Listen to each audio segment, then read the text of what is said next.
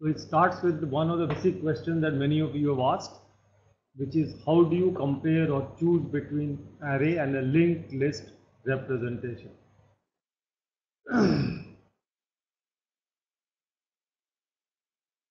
Okay, I've received one question. You can key in your questions till I'll take a few minutes to introduce the content of today's theme. Okay, I've received one question from Kshitija. I'll answer that in a short while. Okay, comparison of array versus linked list implementation.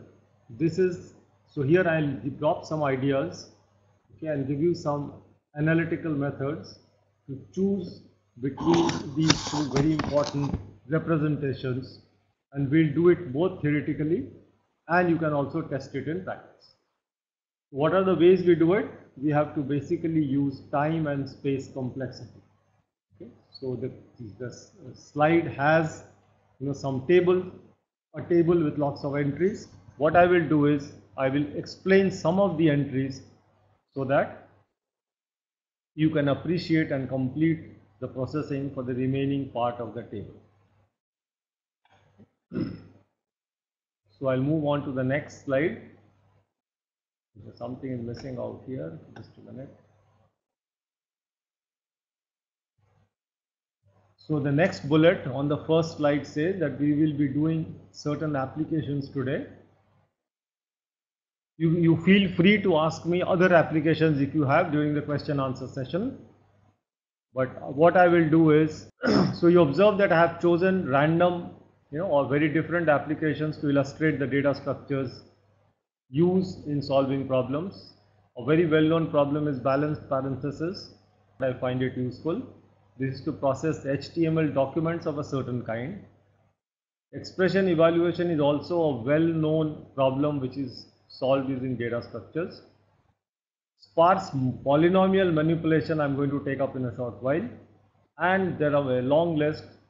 I may or may not be able to do arithmetic with long positive integers, but I can give you tips on how to solve it. Okay, so before I formally begin, I'll take up the only question that I have received from Kshitija, and the person is saying that they are using C language to implement heterogeneous linked list. What pointer we will use? So here is, Kshitija, the answer to your question. And to all those who are only using C, I'll give you a generic answer. All of it will not work, but much of it will work. So observe that in my notes, I have used this word class. So class is in C++, and the equivalent in C, I'm sure you know, is struct. So if you replace my class keyword in most of my implementations with a struct, it will work for a linked list, right? If you write, for example, struct node instead of class node which I have given, and define the two value and the pointer field, something like int val, depending on what you want to store in the list, and struct node star next. This is how an element of a linked list is created. So I've just replaced class by a struct. What exactly we have done is we have created a new data type called node, which is comprised of two compartments, one which has an int and the other is a pointer to elements of the kind of node. So this is a pointer. So the first thing is replacing class by a struct. Most of the program will go through. However, there are no equivalents of many things in C. So for example, those which you will have to rewrite with lot of extra effort and will not directly translate are, for example, you will have to write, so there is no equivalent of public, private, which I keep using. Everything by default in C is public. Okay, these are missing. They translate to everything being public. You don't have to use the keyword, but the implication is, the meaning is that of public. Similarly, I'm not writing here, operator overloading, template functions, all these facilities are not available in C. We will have to keep writing separate functions. We have to keep using the functional notation and not the operator notation. For example, what does it translate to in terms of writing of code? We have to spend too much effort. I said yesterday that I can create a polynomial and I can write P1 plus P2 in C++. What will it be in C? It will be something like add, okay, poly, comma, poly. You have to call it like this. Okay, so there is a huge syntactic difference. The meaning underneath is the same, but it makes a lot of difference to the user in terms of coding in a language which is away from the language of the application. Okay, so this is what is known as an overloaded operator. So these features, for example, are there in C++, but not there in C. Otherwise, whatever I am doing, their equivalent will have to be written in a C-like manner. Okay, so having said this, I would still urge you, once you are done with your examination needs, if you want to have a good career in computer programming in the field of computer science, please do make efforts to learn C++ and you will enjoy for sure the benefits that you will accrue out of programming in this line. I'll just check if there are any more questions before I move on to the topic.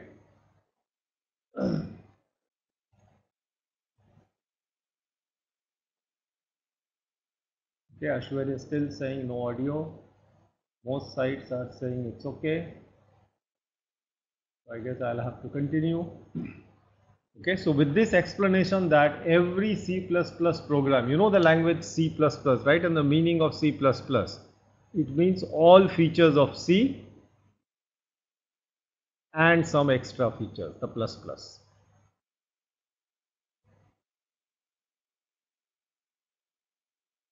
Okay, so I was basically concentrating on the extra features, which is what I was telling you in the previous slide, where you have a lot more control on creating and designing R classes.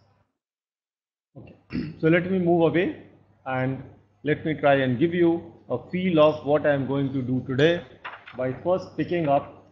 I'll initiate from here and then I'll go back to my slides. The first thing that you would like to do is examine various alternate schemes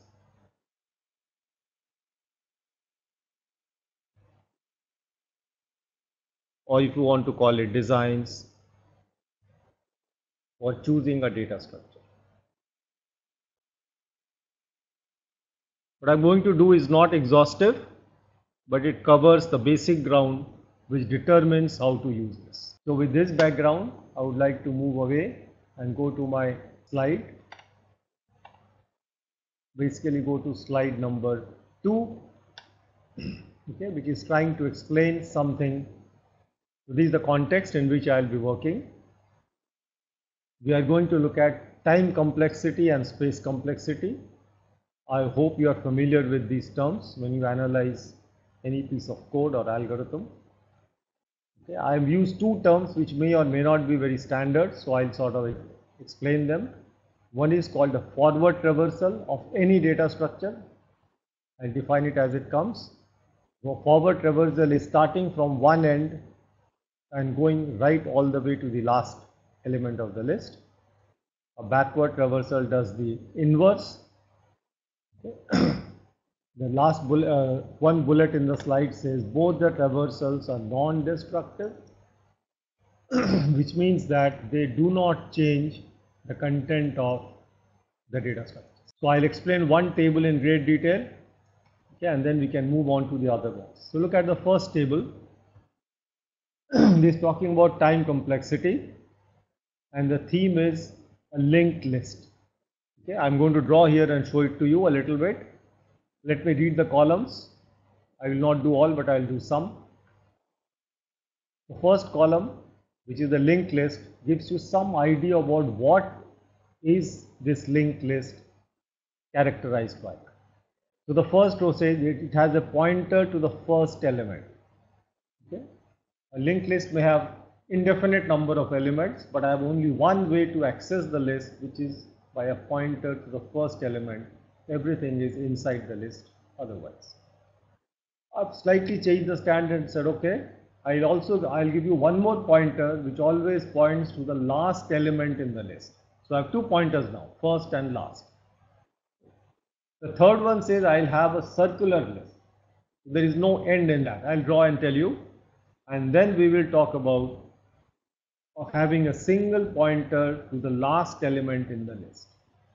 The last one talks about a doubly linked list, okay, which I'll only notionally do here, and I keep a pointer to both the first and the last. You can see that they are structurally somewhat different. Sometimes there are more pointers, sometimes the structure changes, sometimes there are one or more links. Now let me explain a row as I go along. The subsequent columns are what an operation. Suppose you want to insert into a linked list at the head. So I want to insert a new element at the beginning of the list. Insert tail says I want to insert at the end of the list. Insert any says I want to insert it at some position. Maybe it's a sorted list. I want to find out where the new element should go, decided by the value of the element, and I put it in that place. So insert any is neither head nor tail, but by some other criteria, the element will go and sit in the link. There are 2 delete operations. One to delete the first element in the list, one to delete the last element in the list, and the next delete is to delete a particular element. For example, I can say delete the element with value 25. Okay, then I have to look for 25 and then I have to delete the element. Many more operations are possible. I've skipped a whole lot of them, but I've given you a way. I've given you 2 operations if I want to display the list front to back or from back to front. The entries in these elements are the cost in terms of the size of the list, which is n. I have assumed n to be the size of the list now, and everything is given in terms of n. Observe that I've used this big O notation. I'm assuming familiarity. If someone doesn't have, you can ask me. Big O of 1 means it's a constant operation, constant time operation, which means this operation does not depend on the number of elements in the list. Okay. So with this background, I'm going to take up, let's say, the third and the fourth rows of the table, and I'll skip the others for you to figure it out. So what I'm going to take up? I'm going to take up a circular list with a pointer to the last element of the list, and I'm going to examine some of these operations of insert, delete, forward and backward. So now I'll go back to my page and I'll try and see. So I'm going to examine a circular list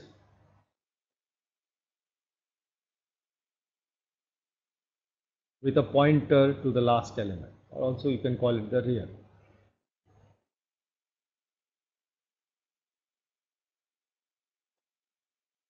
Okay, so let's draw one such list. So I don't know how many elements are there. So this is a circular list. There are some values which I'll ignore for the moment. The list has n elements. N could be any number. The dots mean there are enough elements in between. Okay. So this field that I've left empty is the value field, and this is what makes the list circular. If I assume this to be the last element, I have only pointer to this. So this is the pointer to the list. This is supposedly the last element. Now for this kind of a list, we are going to ask these questions. How much time would I require to insert an element at the head of the list, at the front? So clearly if I put some numbers, let's say 5, 3, this is 21, then 21 is the last element in this circular list, and the front of the list, or the first element which come in, must be 5. And suppose I want to insert a new element which is 50 into this circular list. So what am I supposed to do to insert 50? So I first create a box with the value 50, and I will not connect it to anything. Let it stand wherever it is. In order to make it the head of the list, this is how my structure should look after appropriate changes are done.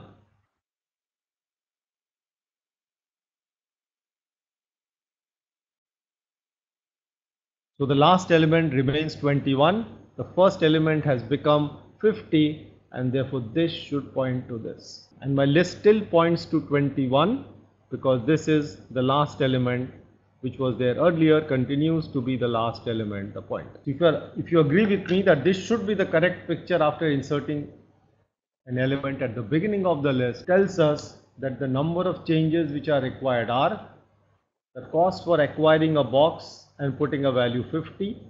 I'm labeling it as 1. Some effort will have to be taken.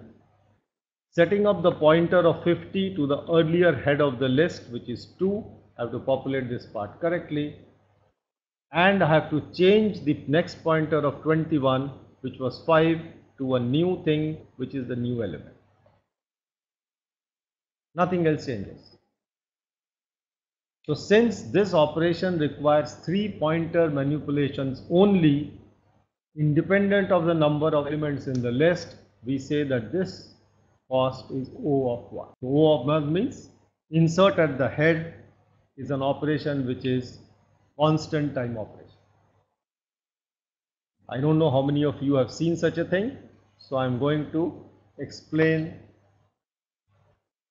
one more, which is insert at the tail of or insert at the rear end of the same circular list. Where is insert at the end?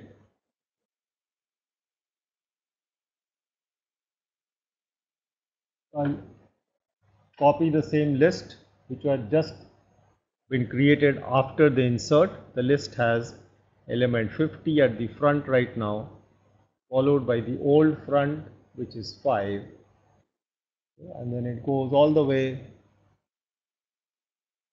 to the last element, which is 21, and the next of 21 is 50, and the circular list points to the last element, 21. Now suppose I say insert at the rear, and insert what? Let's say I want to insert the value 10 at the end of the list.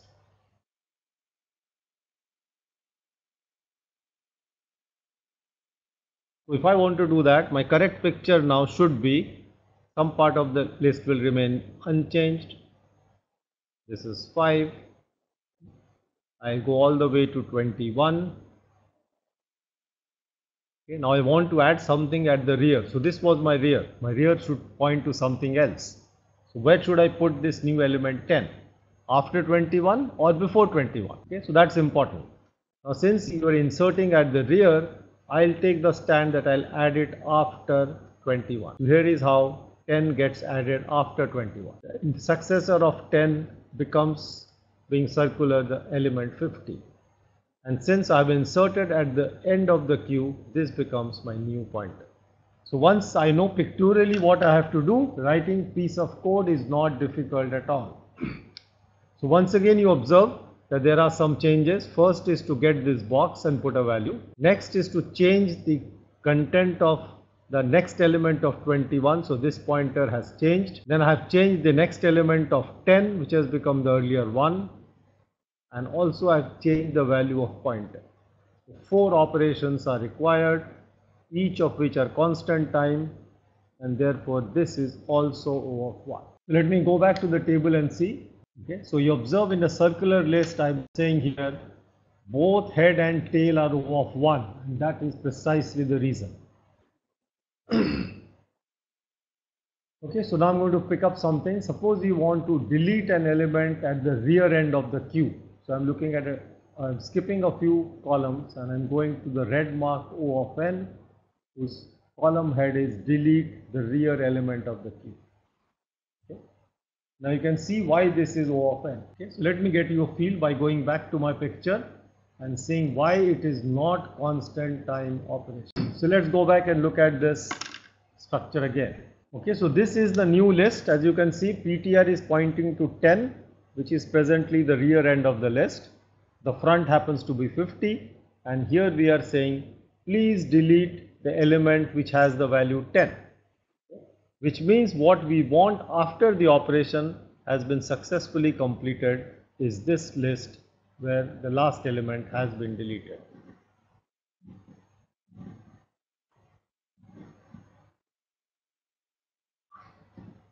Okay. So now observe the problems. In order to do this deletion, what was earlier was basically this 21 was pointing to this element 10, Okay, so this was, I'll put a dotted line. This is after the proper change, but the earlier picture was this. And of course, 10 was pointing to the end of the list, so it was like this. These structures have been changed.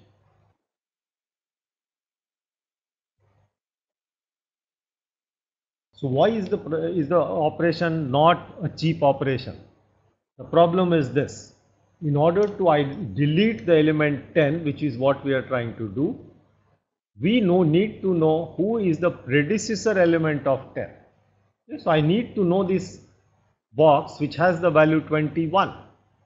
But observe, there is no connection in the previous picture. When I give you the pointer 10, you cannot get the pointer of 21, the address of 21. The only way you can reach 21 is to start from 10, look at the next element 50, look at the next element 5, keep going, the next element 21, and after 21 I see 10. So I know I have completed the cycle. So I have to go round the list all the way before I detect the previous element of the rear element. And this is why this operation, deleting the rear, is an expensive operation. You have to run down the list and thereby incur a cost of traversing the entire list. So this is O of n. So let me go back to the document. So I leave it for you to see. It may or may not be obvious that a forward traversal is O of n. I must visit, in other words, every element once before I can tell you the elements in the list.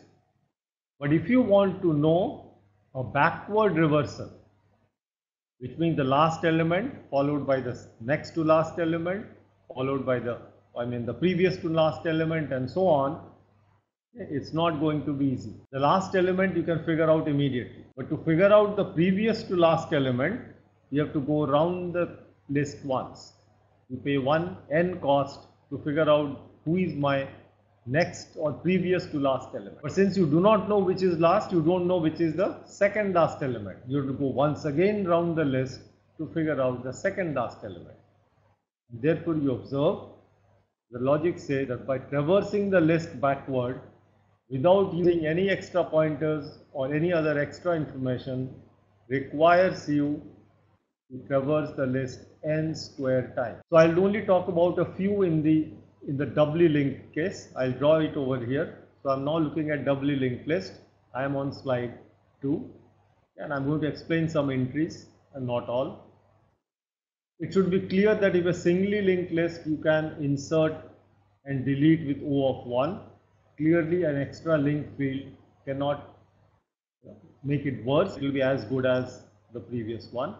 So clearly both the inserts at the head and at the tail will be O of 1. We don't have to worry about it. Inserting at any position. So for example, if I say insert this value in the sorted order, I have to run the list, run down the list, figure out where it should occur, and then place it. So O of n is mandatory. Worst case, I may have to look down at the entire list before placing a new element into the list. So insert has not improved, even though we have gone all the way from a simple pointer to a linear list, to a single pointer to a circular list, to a single pointer to two pointers to a doubly linked list. Okay, so somebody has asked something. I'll take that question a little later. So I'm going to explain this a little bit. So look at delete any. Okay. So where has the doubly linked list scored? It seems to have improved the traversal backward to O of n. It's not quadratic, not O of n square. Look at the last column. The only fellow who seems to do both traversals with equal ease by looking at every element once. Delete any. I have said it could be O of 1, it could be O of n. So I should explain that when I go to my paper. Okay. And I have said that deleting both the head and rear are very fast. It has O of 1. So it looks like if you are typically trying to figure out whether I should use a linked list, okay, in the form of for an application, and you want the operations of insertion, deletions, and traversals to be quick, then looks like you can choose a doubly linked list with both pointers to first and last. It's a general principle. Don't take it as a gospel truth. It may change depending on the actual application. Okay, so I'll go back to this piece. Explain what is a doubly linked list. They are very popular in many applications, typically in operating systems if you want to know. So doubly linked list. As the name says, if you are talking about doubly linked lists, the word double says there should be two linked fields.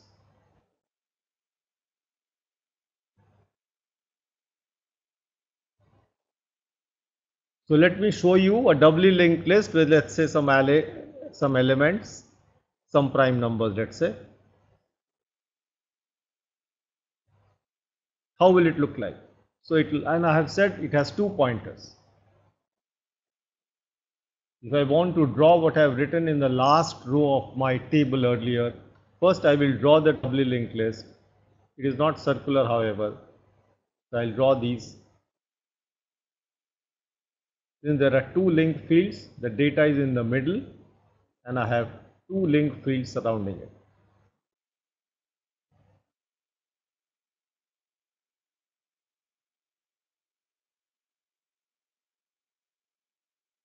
It is what I have written. So what are these two blanks? These are the two linked fields. So who is the next element to 13? It is 17. So the next to 13 is 17 by my collection. 19 follows 17. So this field, the next field takes care of it. From 19 I go to 23. So this takes care of it. And from 23 I go to 29. So this field takes care of it. What is there in the first field? This is also a linked field. The first link is 0. Who is the end of 29? There is no other. So 29 has no follower. 13 has no predecessor. Who is the previous element of 17? That happens to be 13. So these are the links. Who is the previous element of 23? So that is 19. Who is the previous element of 29? So that happens to be 23. So now observe that the structure is like this. There is a value out here. The next field is here. And this is to the previous. And since I have kept two pointers, this is a pointer to the front of the list, doubly linked list, and this is a pointer to the rear of the doubly linked list, end of the doubly. Now you can see why is it so fast to do inserts and deletes here. Because you have both the links, deleting any element is very easy. If I want to delete this element, I know who precedes it, and that happens to be 17. I know who succeeds 19, which happens to be 23. So I can short circuit this by making 23 the successor of 17, and all the pointers are there with me, making 17 the predecessor of 23, which is also available. Okay. So therefore it turns out in most operations in doubly linked list are O of 1 or constant time.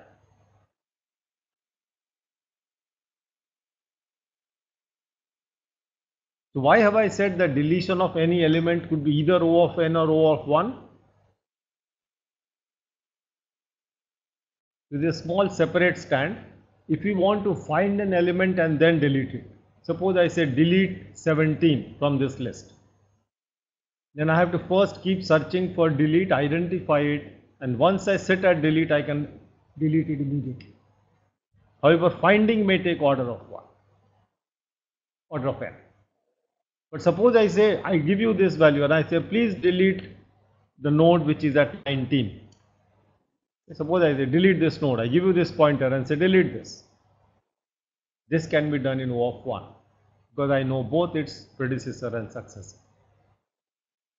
Whereas in the case of a single linked list, even if I told you delete 19 and you remove the backward links, I cannot do it in O of 1. Because I have to traverse the list from the beginning, identify the predecessor element, and then I know what should be the next field of 17 in order to delete 9. So identifying the predecessor is O of n, even if I know the value that has to be deleted in case of a singly linked list. Whereas in doubly linked list, if you know what is to be deleted, it is O of 1. If you want to search and delete, then it is O of n. O of n is for finding.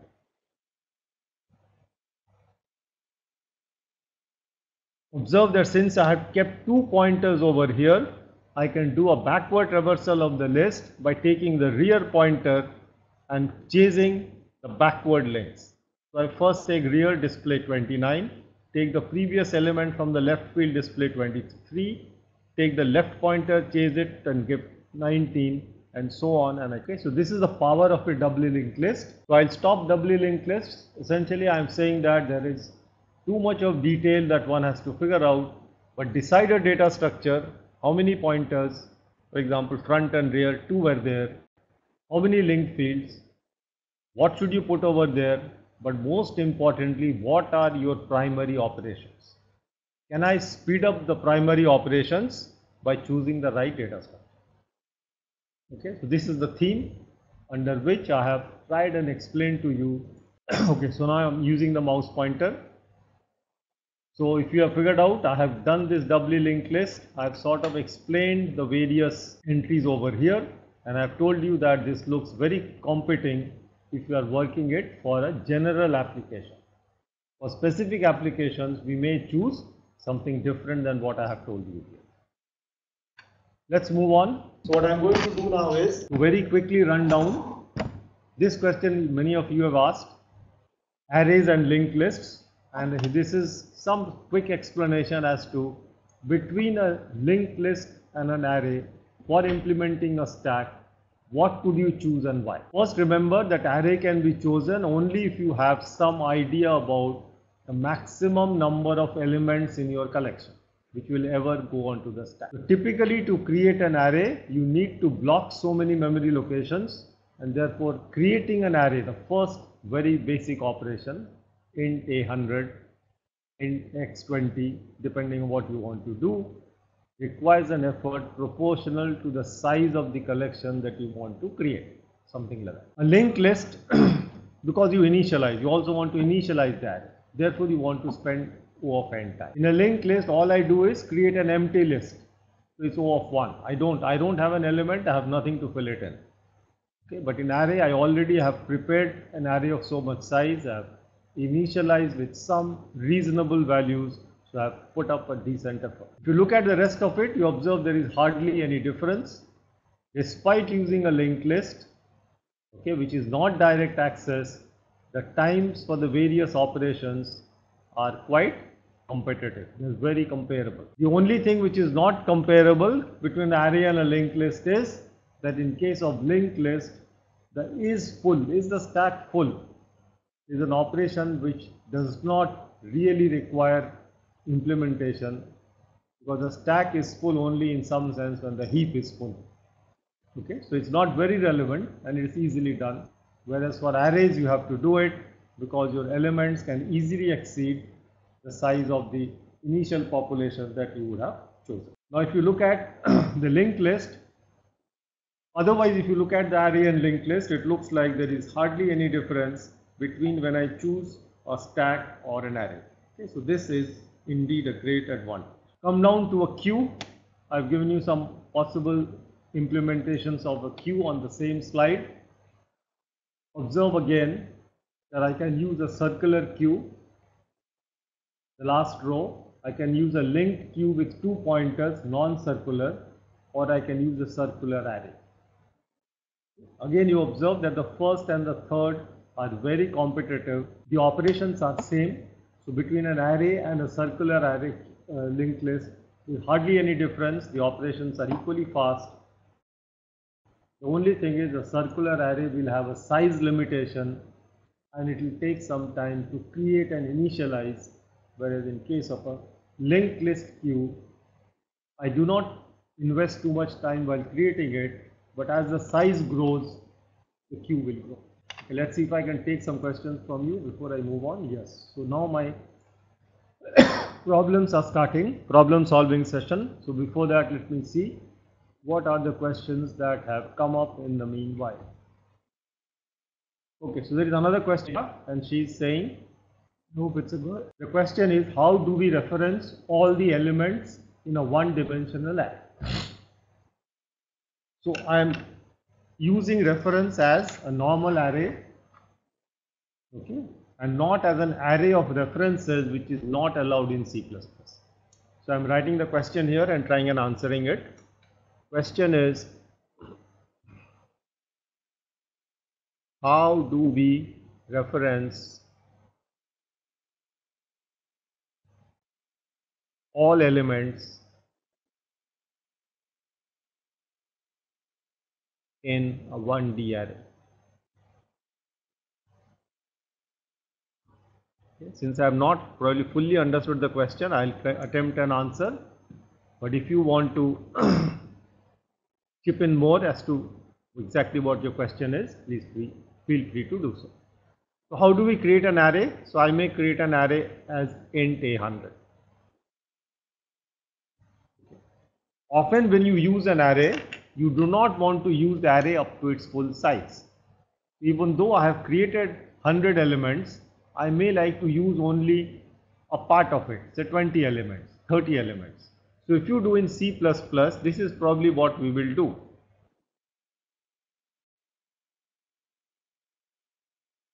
I'm using another int variable called size, and I will read like this.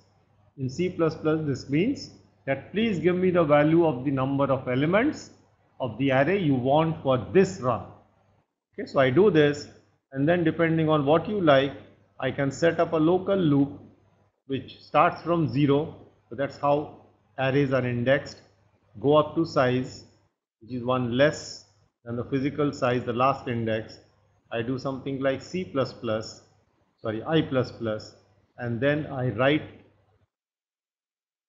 into these locations the value that I read. Similarly, if you wanted to write out all the values, I could have done cout less than a of I. So I'm trying to answer the question, how do I refer? So this way I have referred to all the elements that I have used in this collection. If you gave size equals 50, then I have only used the array from index 0 to 49 or A0 to A49. Okay, and all the elements are being read by the above loop. If by all elements you meant 100, then I would have changed this loop by replacing size by 100, and I would have read all the elements whether they are ready or not. Reading the elements of an array, all I have to do is I have to set up an index and decide how many I want to read, where I want to read, and by choosing appropriate values of this variable I, you can read all the elements. If I did, for example, int I equal to 0, I less than size, and I plus equal to 2, then I will read the elements A0, then A2, then A4, or all the even locations of the array, right? If you wanted to read all the odd locations of the array, I could have started like this and I would have done it. So the point is, depending on what you want to do, you can set up these parameters appropriately to read all elements of the array or any pattern of elements that you want, odd, even, or whatever else you want to read. So reading an element of an array is like this, but this is not reading an array of references. In case that was the question, the answer is you cannot define an array of references in C++. We can't we use comma on the place of semicolon in the initialization of array and size? Okay, I'm not very sure if I understood the question. Can we use comma in the place of semicolon in the initialization of array and size? Okay, so let me try and see whether I have understood the question properly. So what I did last time is I did something like int a of 100, and this is what I wanted to do. Okay, so I've got a lot of questions now. Maybe I'll take them up. Sir, can't we use comma in the place of semicolon in the initialization of the array and size? So here you have to use a comma, for example. So that I don't know what exactly if you meant this. Otherwise, if you are willing to repeat and there is no difference on the quality of the program really, you can use this. So declarations must end with a semicolon and they are comma separated. You can use anything comma separated provided the type is same. Okay, so you can define comma separated variables, arrays or scalars provided they define they are of the same type.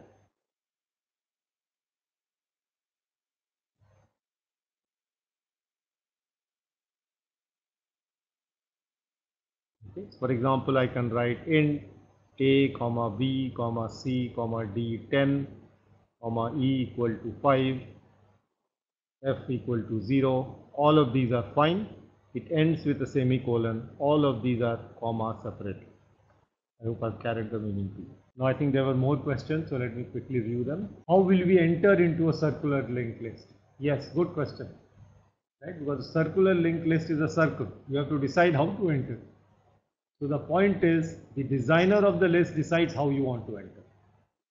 Okay? And in some sense, so let me explain this question. This is important, particularly if you're seeing it for the first time. So how do we enter?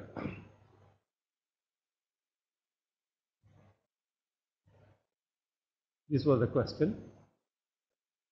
A circular list.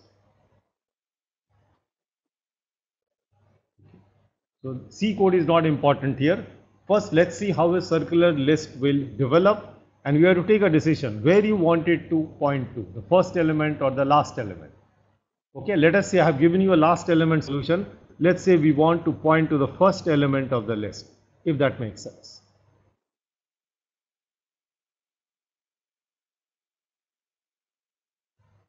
Okay, and the circular list does not have to be circular while writing my text. It can be a normal list. So we essentially will do something like list equal to 0. Let's say this means a list which is empty. So what does it mean? That I have a place for a circular list and I put null or 0 inside it. So it does not point to anything, and therefore this is an empty list. So let's add an element. Let's say I'll add an element 1 to list. I add or insert. Yeah, I insert 1 to this list. So list, of course, is the only way to enter the list, which is the list which I'm going to point now. Now you have actually added an element. So I have a value 1 to it.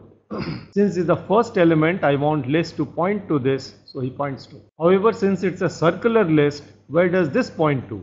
This points to itself. If this list is having the value 100 or 1000, which is the address of the first element, this is 1000, then 1000 is also stored here. Only then you will get this picture. And 1 is the value. Okay. So this is a circular list with the pointer, which is list, pointing to the first element of the list, whose value is 1. This is easy because only one element was added. Let me add the value 51 now to this list. Okay, so what do I want to do? I want to have this list 1 points to 51 because I want to add this. The list, I want to point to the first element of the list. First element is still 1. So this is what I want to point to. But this is circular, so then 51 points to the next element, which is 1. So what I have tried to do, I have tried to show you pictorially that I can have a circular list in which the pointer from outside is pointing to the first element, and depending on what you are doing, inserting, deleting, I'll keep pointing to the first element. So how do you enter a circular linked list? Is basically that is your decision. This is where you have to decide.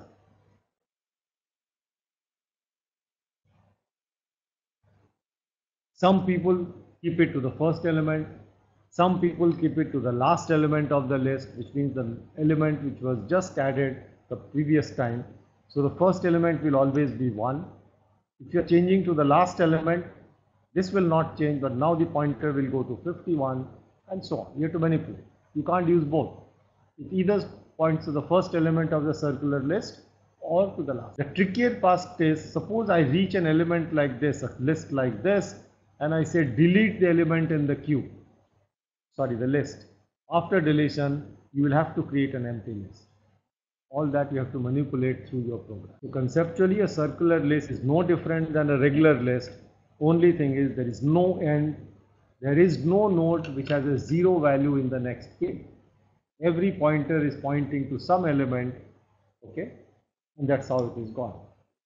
An academic question, I don't want you to waste your time. What would you think this link list will look like, which is also circular.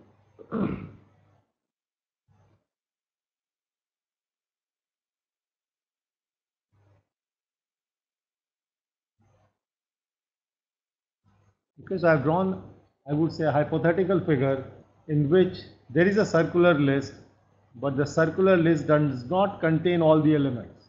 The back link is going somewhere in the middle of the list. So notionally it is a circular list, but such lists are of rarely any use in any application. Because you like to cover all the elements in the circular list and not a small part of it. Typically, there may be strange applications where this is. Okay, let's see the rundown. Can we create a linked list with variable number of values in each node? Okay, so this is the next question. So the next question is, can we create a linked list? And I'll interpret his question to mean a diagram like this is one value.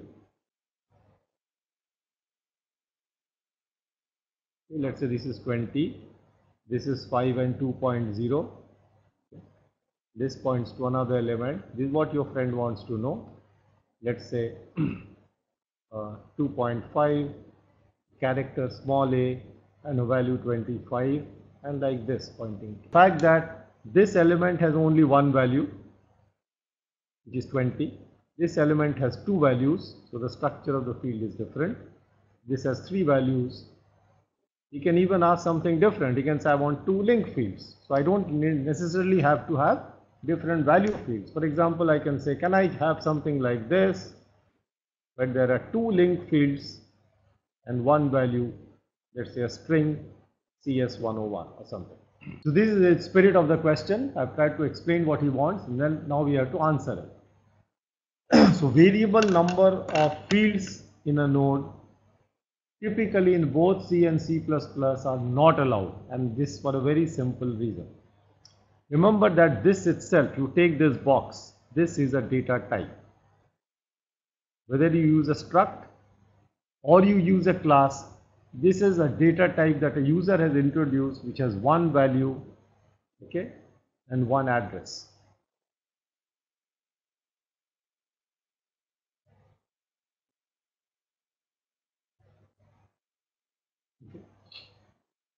So now you have to specify what is the type of this address. So the small box that I have created, I have to define it's an address of what.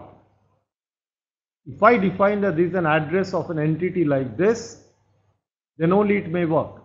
But then all of them should be of the same type. You cannot have variable number. So basically this type of the address, once decided, cannot be changed, the address type. Typically we say the address is of a similar kind of a structure. Therefore I have a linked list with uniform structure. If I say the address of this is a different structure like this, it will work for once, but the next time all these boxes will have same kind of address. If you have understood what I am trying to say, that it all depends on the data type that you introduce while creating these boxes.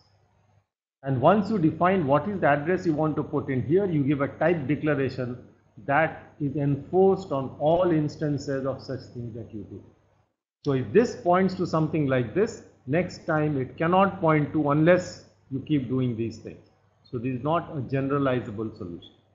You may create 2-3 such different entities and link them together, but in generally you cannot create a linked list of arbitrary number of elements, but these things are going around. There may be applications where it is required, but then you need some different mechanism for. Somebody is asking what is the hashing technique. Please hold on. In module 2, which I am going to do from next week sometime or the following week, I don't remember, from QEEE only, there I will do hashing in full glory, so you don't have to worry about this. Okay, can we display the elements in a linked list in reverse order?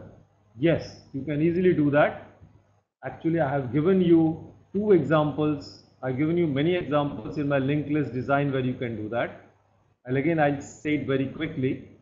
If you are introducing your linked list type, you can do something called, you can add a reversing of a list as part of a function. So I'll say, okay, list.reverse will reverse my elements. So what do I do?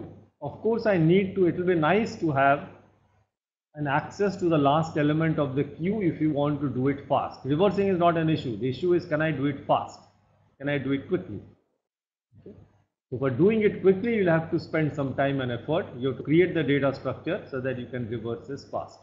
For example, in a doubly linked list, you can reverse it very, very easily. There's one more question come up from Sahul. How to enter an element in the sorted header two-way circular linked list? Okay, so I'll explain through example. Okay, programming of course should be your job. So what he's saying is that suppose I have a two-way circular linked list. So by two-way, I'm not very sure. I'm hoping he means a doubly linked list. Is that what you want, Sahul? Is it a doubly linked list? Sorted header two-way circular linked list. I don't know what you mean. Yes, okay, good. So he clarifies he wants a doubly linked list. Okay. So to short my discussion, I will use this notation to create a doubly linked list.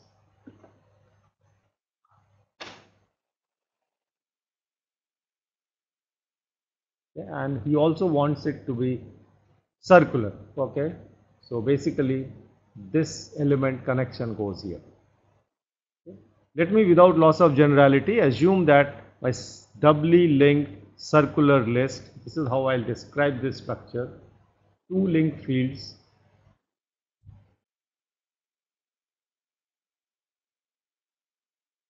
with pointer to the first. I have only one pointer.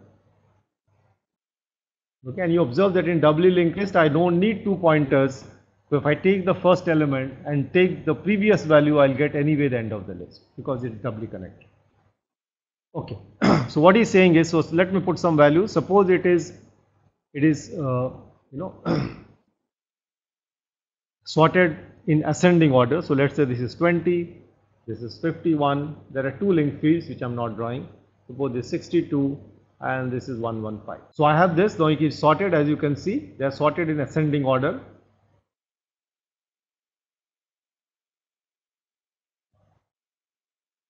And manually I am trying to work out with all of you. Suppose I wanted to insert the element 53 into the list. You can do anything. Even you can insert, for example, the value 2, which is the first of the list. You can insert the value. All of this will go through a similar process. 291. Anything can be inserted. I'm going to pick up and insert in the middle of the list, which is 53.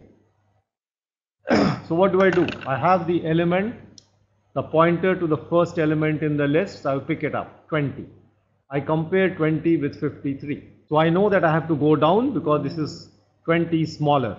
So I move and go to 51 and compare it with 53. Even now 51 is smaller. So I move ahead, I compare 50 with 62. And now I know that 53 is less than 62. So it must be inserted in between. Okay, so now let me do it. So I'll first, of course, my 53 is well placed. Okay, so here is 53. Both the linked fields, let me write more clearly. So here is 53. I have not connected it. I am about to connect it to this sorted linked list, but I have already reached this place 62, where I know I have to insert to make the list once again become sorted. So what do? I take the successor of 51 and I put it to 53, so my red mark. So I'm going to change one end of this link. I'm saying no, 62 is not the successor of 51, but the new element 53. Once I do this, I also know 53's predecessor should be 51. So pardon the bad drawing. So 53's left link, previous link goes to 51. I have changed some pointers. I have changed one pointer, I have changed 2 pointers. 62's previous was happening to be 51. I change that and say no, your previous is 53. And the next of 53 now becomes 62, so I change this. I have changed this 2 pointers completely. Okay. No change before 51, no change after 62, but 4 pointer manipulations between 51 and 62. So in constant time, after you have identified the place of insertion, I can insert. Basically 4 pointer operations. But you have to search, you have to find where, which may take O of n.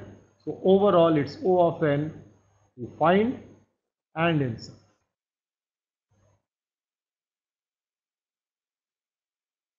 So this is the advantage that you have in a doubly linked list. And once you know where to insert, I have complete connection both backward and forward, which allows me to always insert or delete in constant operations. I hope I have clarified this. So the algo for it will not be difficult. Exactly what I said I will do. Okay. So I can write list.insert, which is circular list sorted. So what I am doing is basically comparing, let's say I have pointer. Yeah, I'm comparing pointer arrow val, and this is my new element, let's say new. Okay, this is what my basic comparison is. If it is equal to new, the value already exists, I may not do anything, I'm done. If the pointer arrow val happens to be less than this, and it's ascending order, then I move down. I do ptr equal to ptr arrow next, and I go to the next element.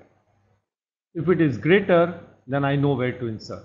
So I will move down. In this case, I will prepare to insert once I have done this. This is what I have done. So look at a value of the current place, compare it with the incoming value.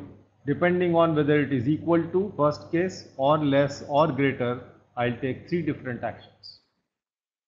So I have to identify for which greater than is important. For less than, I move down the list. This is not the right place. For equality, I have identified, but there is nothing to do. The element is already there. I just move on. So the algorithm will be as good as this. The 2 questions which I have. One is how do you swap the nodes of a linked list, and the second one is about how to write a declaration. And the third one somebody had asked, I didn't really answer, is what is the advantage of using a header node in a linked list? Okay, so I'll answer these 3.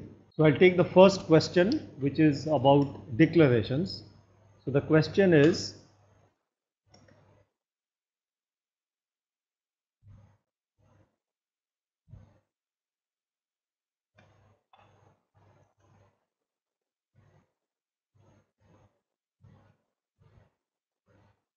okay, suppose somebody writes like this. I think the person has asked something similar but different. I'm going to explain it with this example. How do I read this declaration, and how does a compiler interpret, and how do we as human beings interpret? Okay. So the first note that the declarations comprise of entities like this. They are all comma separated.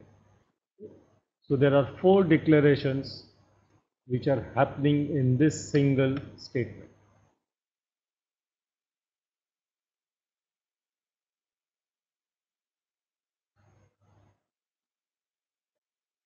You don't have to do it this way if you don't want to, but if you do, then still we should have an answer. So here is the first declaration. This is how it will be read. Int is a common thing, and this is star p1. How do you read this? I told you earlier. First read the name, which is p1. So I will write it as, and also read it as p1 is, to the left of it is star, a pointer to int. Okay. Or in other words, the type of p1 because of this declaration is nothing but int star. The second declaration, this is where the comma comes, and I think your friend typically is asking this question, is int p2. So this will be interpreted as p2 is an integer, or type of p2 is just int. Similarly, star star p3 is yet another declaration, and the type of p3 is, by virtue of what I have been telling you, is nothing but int star star. So int is common, is setting out here. So each declaration you read, attach it to the type, and that's how it is read. In other words, if you want to create 2 pointers to integers, then you must do this. Otherwise, p2 will become an integer. I hope it answers. Each entity is separate. The star connects to the element and not to the type. Okay. So even if I wrote instead of this int star p1 comma p2, it is only p1 who becomes int star and not p2. Okay, so this is how you read a series of declarations, comma separated, pick up the name along with the string that precedes it and then attach it and figure out what is the type. So now I have talked about how to swap the elements of a linked list. If you are trying to create an arbitrary linked list and trying to make it sorted, then this question is very relevant. How to swap, which means interchange, two arbitrary elements of a linked list. So I'll assume without loss of generality that I have a single linked list, but you can do it for doubly linked list also. So here is my PTR to the list. Let's put some elements in there.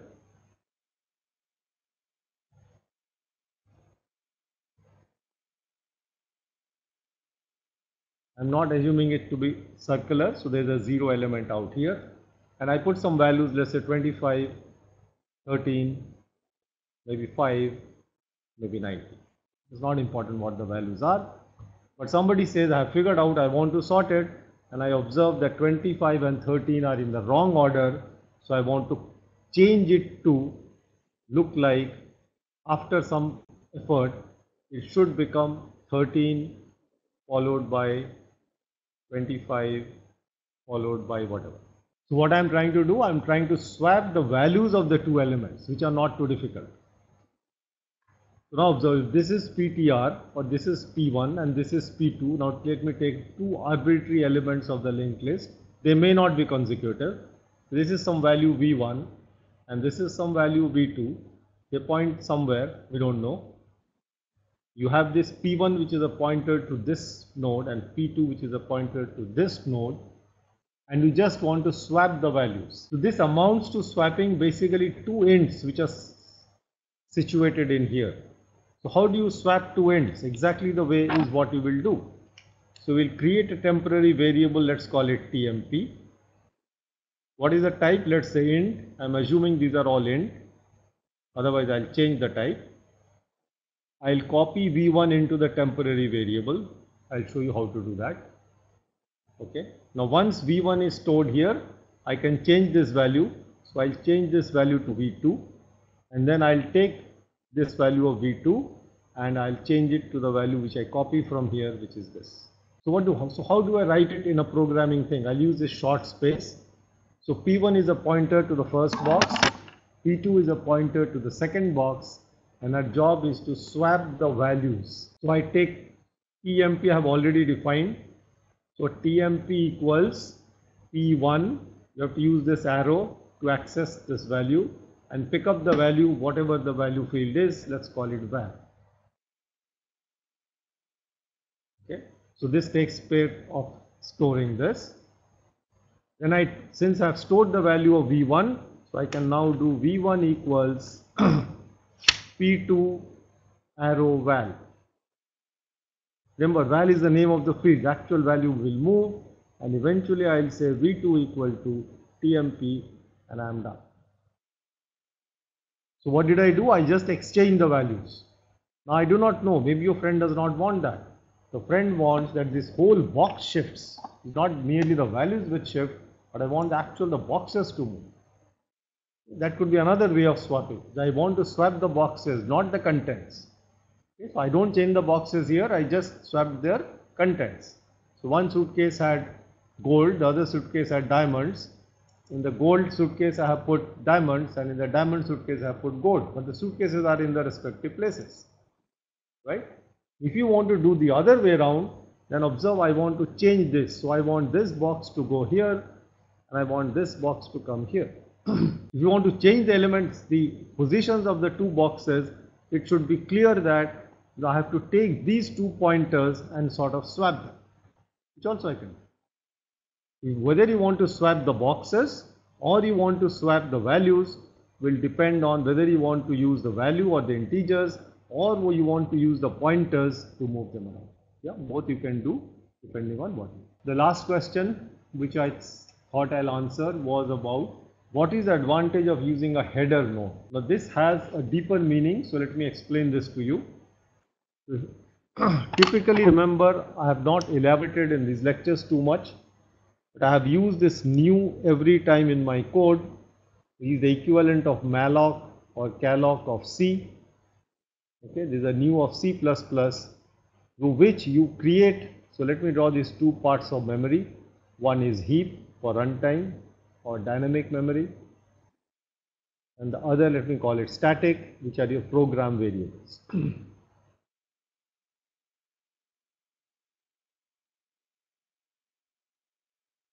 Okay, so where is the head? The head is typically somewhere here. The head of a list, when I say, it is actually in my steady memory or my static memory. Where is the list? The list is actually all on the heap. It may not be contiguous, it can be anywhere on the heap, and that is why it's a linked list. Depending on how it grew, whatever memory was available, it grew. So these are different part of memory and these are different part of memory. So head is the way I access the elements on the heap. If you know it, great. If you do not know, remember that these entities on the heap are supposed to be anonymous, which means they do not have a name, you only have an address. So you cannot call it X, Y, Z, head, tail, nothing. You can just take the pointer and keep it wherever you want. That's what we have done. So this is the pointer or address of the first element. The first element, one part of it is an address of another element in the heap, and so on, but there are no names to this. So coming back to the question, why is head important? Head is the only way to access the linked list which is in dynamic part of the memory. It is the only way. Let me use the word only very carefully. By some reason, by some mistake, if I do head equal to some 0, okay, which means a 0 sits here, it was there with this whole list has vanished and it will never be recoverable. And these are something like dangling pointers that somebody was asking on the previous. So head is the only way to enter the entire dynamic network that you have. So head is very important because head is in my static memory, or head is a variable that I control, but this is all this dynamic memory which is allocated, deallocated on demand by new malloc or equivalently by delete and the corresponding thing there is not is not accessible if you do not have this head pointing to the first element or the last element of your collection. Okay, I think I should move on. I'll move on to this part only because there are codes and problems. Now I'll be taking up applications. So firstly, I have planned to take one or two applications, but if somebody has an application which is very dear to his or her heart and wants some quick answers, you can ask me after I finish this. So there are a lot of applications. Most of them, once I'll discuss here, probably will use a queue or a stack. But you can use, but there are other data structures like graphs, trees, some of which I will do on in module 2, which will be happening subsequently. Okay, so here are some of my easy questions. The first question, which is known as, very popularly known as balanced parenthesis, okay, has an equivalent statement in many other forms. The question is like this: if I write some series of parentheses, could be one or could be more,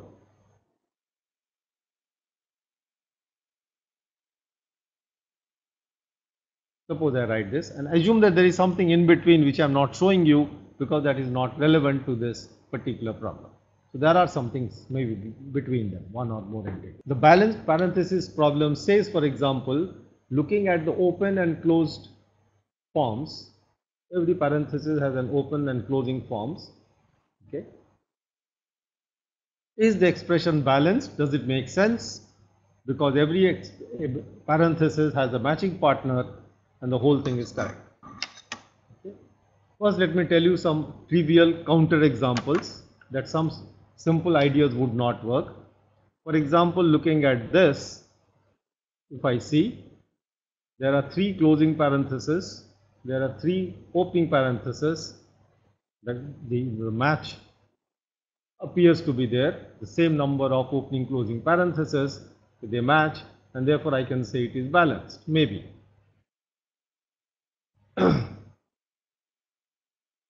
The answer to that, it is not, because it is important that an opening parenthesis comes first before a closing parenthesis.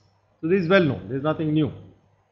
So the question is, given an arbitrary expression like this which involves only parentheses of one or more kinds, there are more parentheses, can we figure out whether it is balanced or not? Having stated the problem, it should not be so difficult. So let's do it manually. So here is my opening parenthesis, great. Another opening parenthesis, great. Another opening parenthesis. I keep observing, there is nothing for me to object. Then comes a closing parenthesis. So when I reach the stage, we observe that this curly brace has not closed and something before it has closed. So this we don't like, because this brace should have closed before the corresponding thing has closed. So there is some problem out here. Okay, and then after that, so if I cite this as an error, I process this, I see one another closing parenthesis, I can say, okay, here is the matching partner, fine. I see another closing parenthesis, I should complain. This fellow has no matching partner. When it comes here, we'll have to say this fellow has no opening partner, because I don't see an opening partner at that level. This level should have been somewhere here, and so on. You observe that we write in case of languages like C++, we use these braces to denote scopes. You can have a nested if then else statement, and similar things may apply to these applications also. Has a properly inner if been closed before the new inner if has started? So I'll continue with this. It so turns out, if you look at this problem naturally, that a certain data structure just stands out as an ideal one for solving. So here is how it is done. We use a stack. Let's see why a stack. So I am going to use